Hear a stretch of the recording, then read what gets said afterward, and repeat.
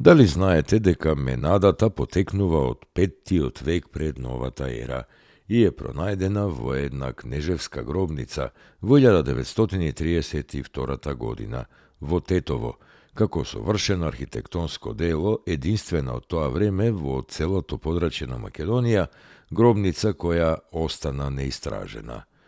Статуетката од Ахајскиот гроб носи лик на танчерка која учествувала на Дионизијадите, најголемите прослави во чест на Дионис, тогашно божество на виното, на новата вегетација и на будењето на пролетта.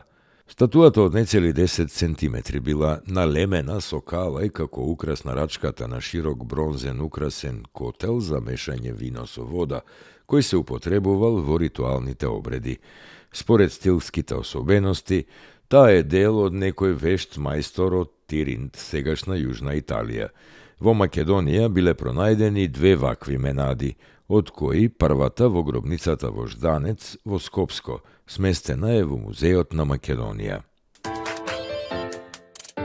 Дали знаете дека во близина на селото Липково е откриена мумија, облечена во сина кошула од фина ткаенина со груба црвена јака и светли панталони од коноп.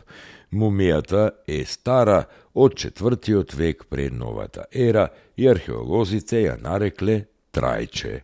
Над дабовиот саркофаг остатоци од керамика и изгорени коски од животни. При ескопувањето откриена е голема камена конструкција на која се предпоставува дека се одвивала погребната церемонија. Во овој регион се откриени неколку мумии во 1957 година.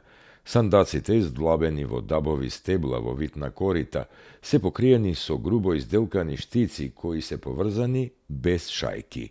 Мумификацијата може лесно да се објасни. Гробовите биле во слој од сина глина, врз која се цедела минерална вода која избивала веднаш над гробовите. Така, сандаците и починатите биле натопени со изобилство минерални соли и се мумифицирале по природен пат.